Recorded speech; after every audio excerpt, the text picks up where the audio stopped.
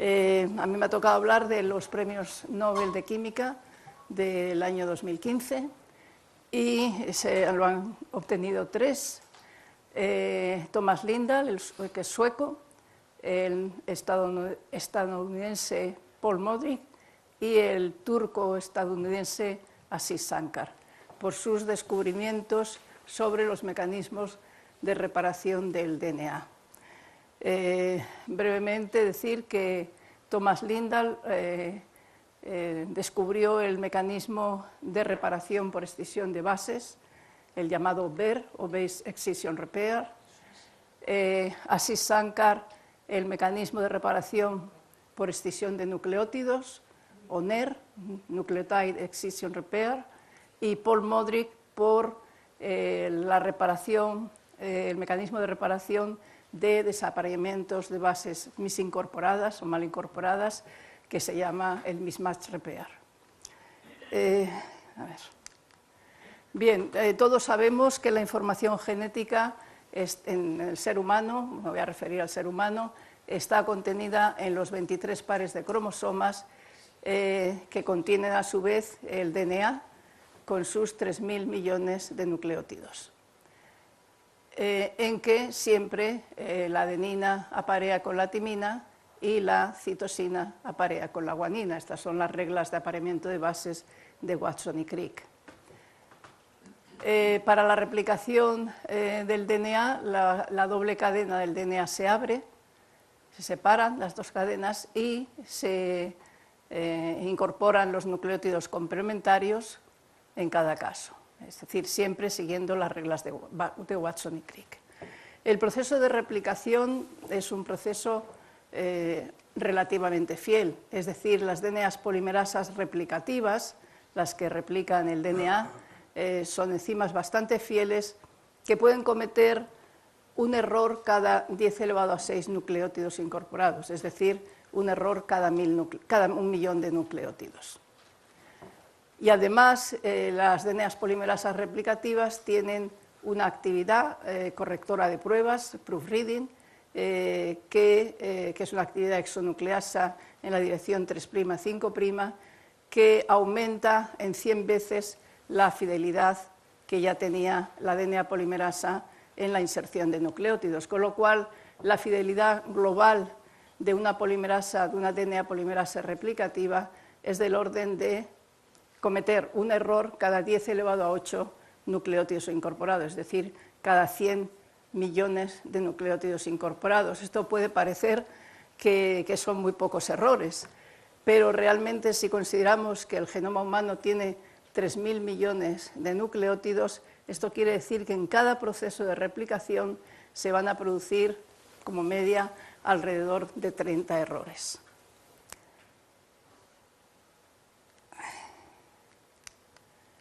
Bien, aparte de estos errores en la replicación del DNA, hay una serie de agentes, tanto exógenos como endógenos, que producen daños en el DNA, y voy a referirme a algunos de ellos, concretamente la formación de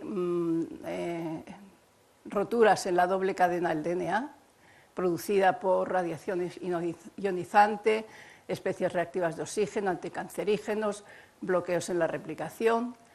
Se producen también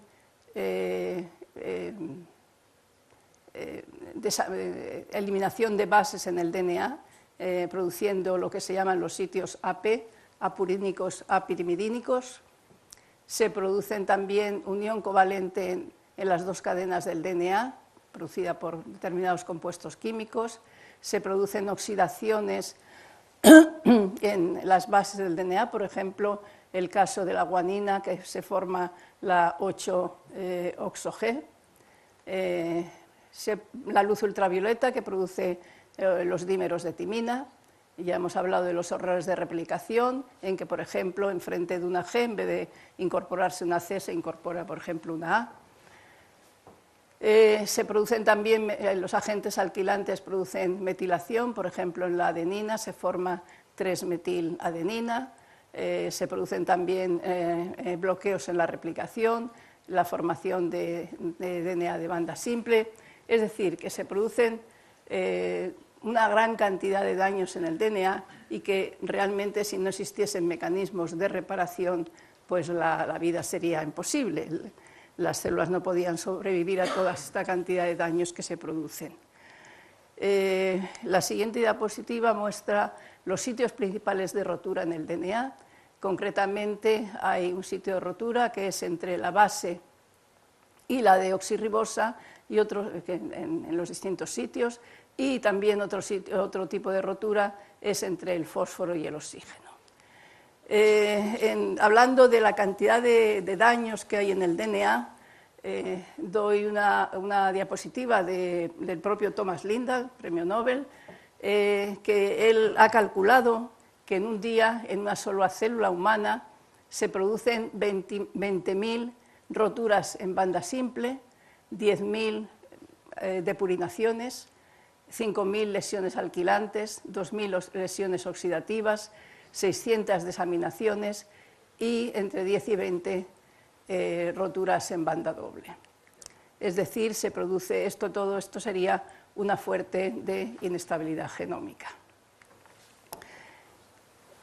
Bueno, entonces lo que voy a hablar ahora es de lo que han hecho muy brevemente, porque la presidenta me ha dicho de la sección me ha dicho que 20 minutos como mucho, ¿no? No sé cuánto llevo. Entonces lo que voy a hablar muy brevemente es lo que han hecho cada uno de los 3 premios Nobel. En primer lugar, Thomas Lindahl, sueco, nació en el año 1938 en Estocolmo, estudió medicina y obtuvo la tesis doctoral en el Instituto Karolinska en el año 64, y después se fue a hacer una fase postdoctoral a Estados Unidos, por una parte a la Universidad de Princeton y por otra parte a la Universidad Rockefeller. Después volvió a Suecia, al Instituto Karolinska, después tuvo una plaza de profesor en la Universidad de Göteborg y finalmente en el año 81 se fue al Reino Unido, donde trabaja hasta ahora, y en la actualidad es, digamos, profesor emérito en el Instituto de Investigación sobre el Cáncer.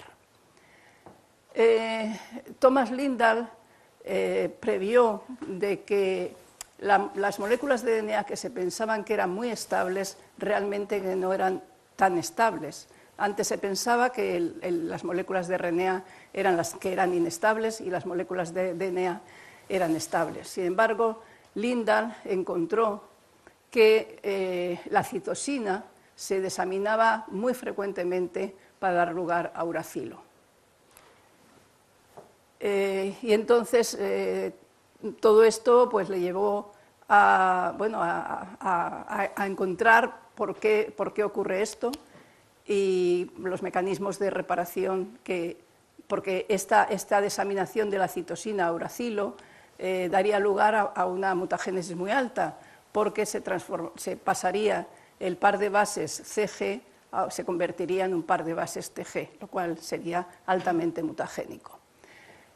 Entonces, Lindahl se puso a estudiar este proceso, en fin, cuál sería un posible mecanismo de reparación de este proceso de conversión de la citosina en uracilo, y en los comienzos de los años 70 encontró una enzima en Escherichia coli, una glicosilasa, la uracil-DNA glicosilasa, que fue el primer enzima de reparación que se encontró. Fue la, digamos, pionera en el tema de la reparación del DNA. 2 años más tarde encontró otra glicosilasa que era capaz de eliminar la 3-metiladenina en el DNA. También vio que cuando se desaminaba la citosina en uracilo, el esqueleto del DNA no se alteraba, con lo cual él pensó que habría algún otro enzima, alguna otra proteína en el proceso, y de hecho encontró las AP endonucleasas, las endonucleasas apurínicas apirimidínicas. Entonces estudió el proceso en los comienzos de los años 70, estudió todo el proceso de reparación al que llamó reparación por escisión de bases o BER,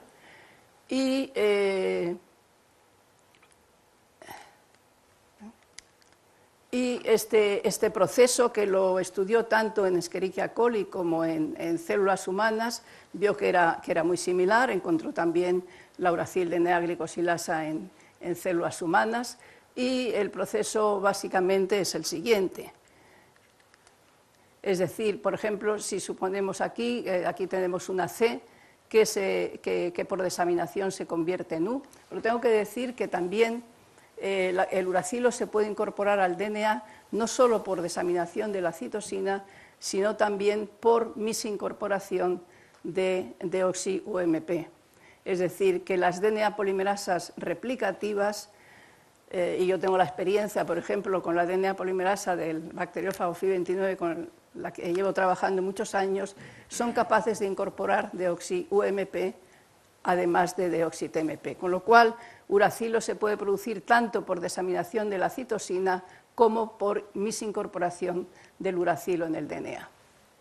Pues bien, una vez que tenemos un uracilo enfrente de una G, pues evidentemente esto hay que eliminarlo porque si no daría lugar a mutagénesis, y entonces lo que ocurre es que este uracilo se separa de la cadena y la uracil DNA glicosilasa rompe el enlace entre el uracilo y la deoxirribosa, y se forma un sitio que se llama AP, un sitio apurínico apirimidínico.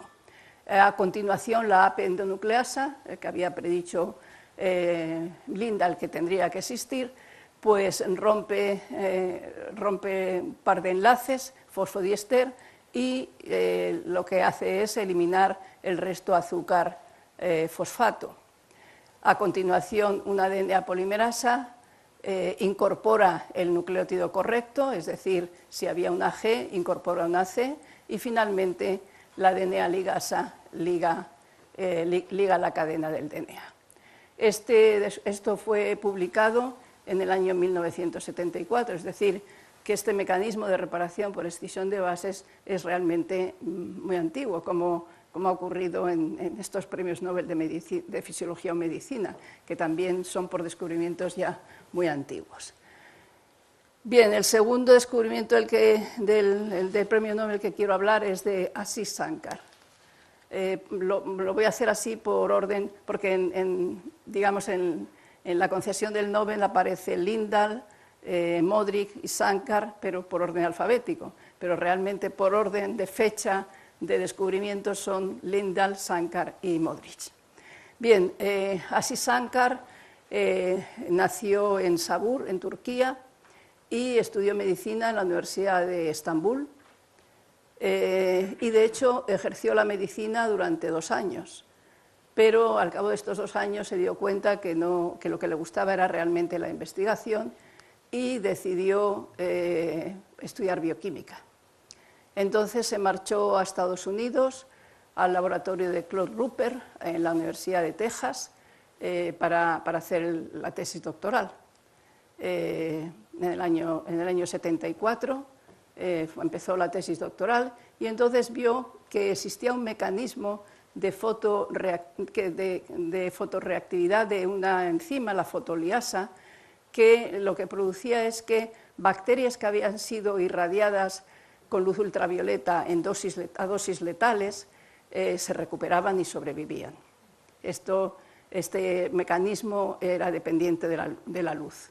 Estos trabajos dieron lugar a su tesis doctoral, que la obtuvo en la tesis doctoral en biología molecular en el año 1977, y publicó el trabajo, pero realmente pues, este trabajo no tuvo ningún éxito, y él después, una vez acabada la tesis doctoral, lo que intentó es conseguir una estancia postdoctoral en algún laboratorio americano, y realmente no lo consiguió. Total, que tuvo que aceptar un contrato de técnico de laboratorio en la Universidad de Yale. Y ahí en la Universidad de Yale, como técnico de laboratorio, desde el año 1977 hasta el año 1992, pues hizo el trabajo que le valió el Premio Nobel de Química 2015. Ashish Shankar descubrió entonces el mecanismo, él descubrió que además de este mecanismo de la fotoliasa, que dependía de la luz, había otro mecanismo de reparación de nucleótidos dependiente de la oscuridad, y ahí descubrió este mecanismo de reparación por escisión de nucleótidos o NER.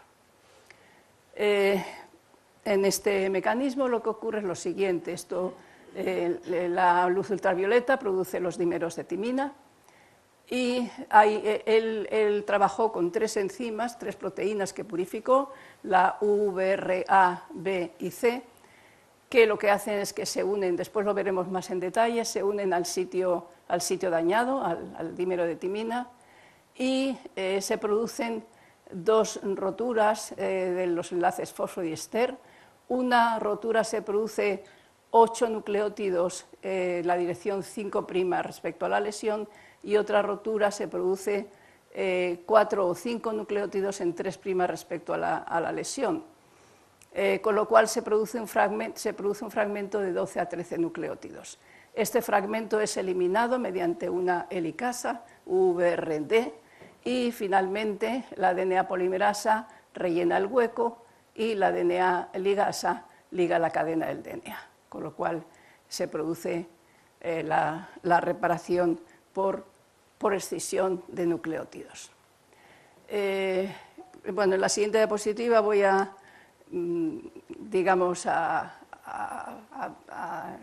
mostrar un poco el mecanismo más en detalle de la reparación por escisión de nucleótidos. Aquí estaría la lesión del DNA, el dímero de timina.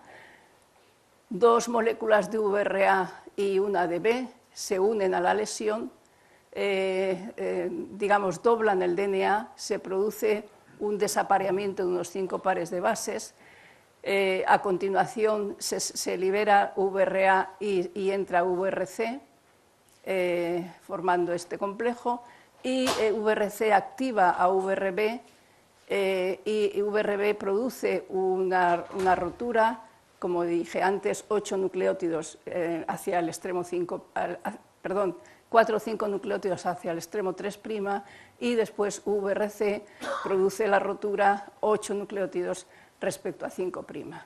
Finalmente, entonces se forma el fragmento este que habíamos dicho, de 12 a 13 nucleótidos, y la helicasa VRD elimina el fragmento, se elimina también la proteína VRC, VRB se queda de momento, y después, posteriormente, actúa la DNA polimerasa 1, se elimina VRB y se rellena el hueco, y finalmente la ligasa liga la cadena de DNA. Este mecanismo ocurre también en células de mamíferos, pero la diferencia es que mientras que, por ejemplo, en bacterias, en Escherichia coli, intervienen solamente 3 proteínas, en mamíferos intervienen hasta 15 proteínas distintas, pero el mecanismo es básicamente similar. Y finalmente, el tercer mecanismo de reparación fue descubierto por Paul Modrich. Paul Modrich es americano, como he dicho antes, nació en Nuevo México, en Estados Unidos, hizo la tesis doctoral en la Universidad de Stanford, después se marchó a la Universidad de Harvard, y actualmente es profesor en la Universidad de Duke de Carolina del Norte. Y, como digo, él descubrió este tercer mecanismo de reparación del DNA, que publicó en el año 1989. Bueno, el mecanismo segundo fue publicado en el año 1983 y este fue publicado en el año 1989, y es el mecanismo que corrige el desaparecimiento de bases producidos en la replicación, que se llama también, en inglés se llama mismatch repair. Lo que vio Modrich es que con este mecanismo de reparación del desaparecimiento de bases producidos en la replicación se corrigen 999 errores de cada 1000 errores producidos. Es decir, que es un mecanismo realmente muy, muy eficiente. En este mecanismo lo que intervienen son 3 proteínas básicamente, MUT-S, MUT-L y MUT-H. Esta sería la base mal apareada. Si se fijan, bueno, la rayita azul debe aparear con una rayita amarilla, y sin embargo aquí la rayita azul aparea con una rayita roja, es decir, es una misincorporación. Entonces la proteína MUT-S reconoce la base mal apareada y a continuación se une la proteína MUT-L a MUT-S, y después aquí, cerca de la base mal apareada, hay una secuencia que es la secuencia GATC, a la cual se unen grupos metilo. Y entonces la proteína MUT-H reconoce la secuencia GATC con los grupos metilo, se une a ella. A continuación, la proteína MUT-L transduce las señales desde MUT-S a MUT-H y activa esta MUT-H, que es una endonucleasa latente. Se produce una rotura del enlace fosfodiester en la cadena contraria a la que está metilada. Esta es una señal importante. Entonces se produce aquí el corte. A continuación, la helicasa desaparea todas estas bases en el DNA. Justo el desapareamiento ocurre hasta el sitio en el que se ha producido el desapareamiento de las bases, y posteriormente la exonucleasa 1 elimina toda esta región del DNA, desde el sitio metilado al sitio del desapareamiento de bases, y finalmente la DNA polimerasa 3 rellena el hueco, y aquí ya enfrente del azul, de la rayita azul, se ha incorporado ya bien la amarilla, y finalmente la DNA ligasa liga la cadena de DNA. Este mecanismo en mamíferos es muy similar al que ocurre en bacterias. Y bueno, pues decir que eso que quizás sorprende, el que también, como en el caso de los Nobel de Medicina, de Fisiología o Medicina, pues que el Nobel ha llegado tarde, es decir, los descubrimientos fueron en el 74, en el 83 y en el 89, y el Nobel se obtuvo en el 2015, pero bueno, nunca es tarde y más vale tarde que nunca. Y eso es todo lo que quería decir. Muchas gracias.